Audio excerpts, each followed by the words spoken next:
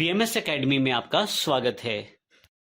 Tab इसमें काफ़ी सारे ग्रुप्स अवेलेबल हैं, जैसे कि gate external data, collections, sort and filter, data tools और आउटलाइन। इसमें सबसे पहले हम अध्ययन करेंगे गेट एक्सटर्नल डेटा का।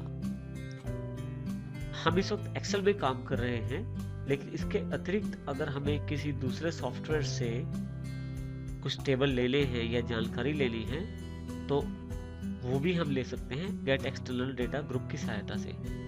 जैसे कि सबसे पहले हम इसमें डेटा ले सकते हैं फ्रॉम एक्सेस से। जैसे आप इस पर क्लिक करेंगे तो इसमें आप जो आपके पास टेबल बने हुए हैं एक्सेस में वो आप इसमें ले सकते हैं। जैसे कि मेरे पास मेरे डॉक्यूमेंट्स में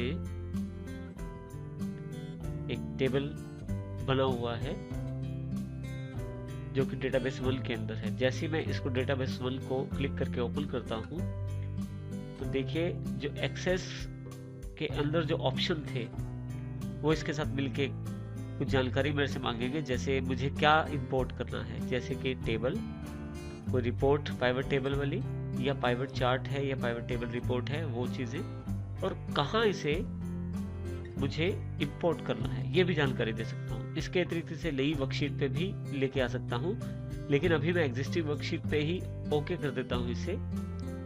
देखिए जो टेबल मेरे पास अवेलेबल था एक्सेस के अंदर वो टेबल अब मेरे पास एक्सेल के अंदर अवेलेबल हो गया है। इस तरह से मैं एक्सेस से डेटा इंपोर्ट कर सकता हूँ। दूसरा ऑप्शन मेरे पास अवेलेबल है फ्रॉम वेब से। मैं इंटरनेट से भी कुछ जानकारियां अपने पास यहाँ लेके आ सकता हूँ। उदाहरण के तौर पे जैसे मेरे पास याहू फाइनेंस के नाम से साइट है जिसमें से मैं कुछ जानकारी चाहता हूँ यहाँ से लेना। अब ये कुछ जानकारी अवेलेबल है यहाँ डेटा के रूप में। जैसे मैं कुछ जानकारी चाहता हूँ तो इस वेबसाइट से वो जानकारी लेना चाहता हूँ मैं, और मैं लेके जाना चाहता हूँ एक्सेल में। इसके लिए मुझे सबसे पहले एक्सेल के अंदर मैंने यहाँ क्लिक कर दिया जहां मैं जानकारी चाहता हूँ। फ्रॉम वेब पे क्लिक करेंगे,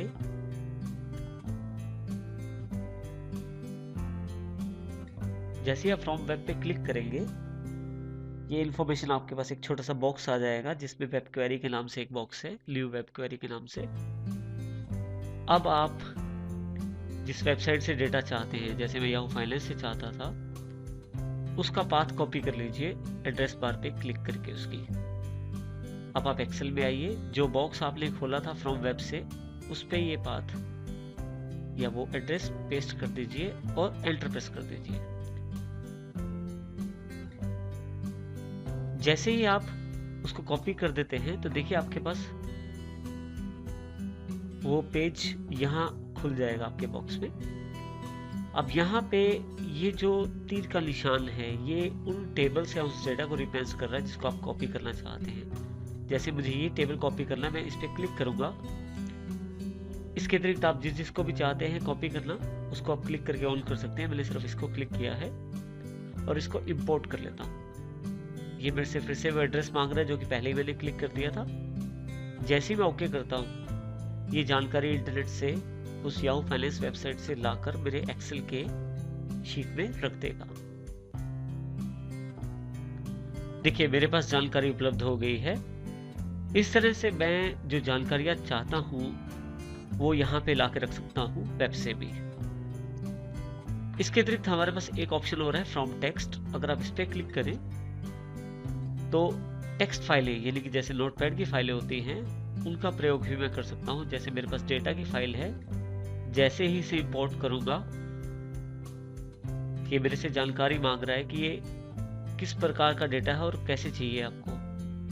अब मेरे पास ये जो फाइल है उसके अंदर इस प्रकार का डेटा पड़ा हुआ है जिसको ये इस तरह से दिखा रहा है। जैसे मैं नेक्स्ट करूंगा ये मेरे से पूछेगा कि डेटा अलग करने का कौन सा प्रकार है, कौन सा डेलीमीटर प्रयोग करना चाहते हैं। अभी जो सेटिंग है उन्हीं पे काम कर रहा हूं मैं, कुछ भी नहीं चेंज कर रहा।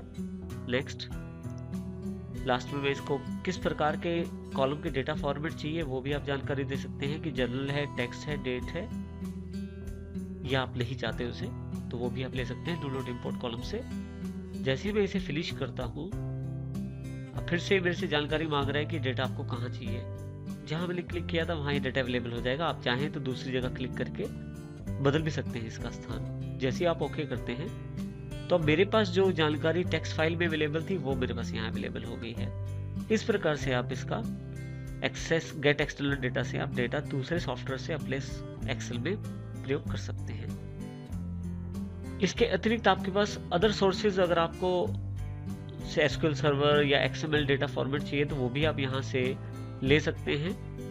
आपने जो कलेक्शंस बनाए हैं वो एग्जिस्टिंग कलेक्शन से आप देख सकते हैं। यहाँ जैसे आप क्लिक करें एग्जिस्टिंग कलेक्शन का बॉक्स खुल जाएगा, तो जो आपके कलेक्शंस अवेलेबल हैं वो आपको बता देंगे यहाँ पे।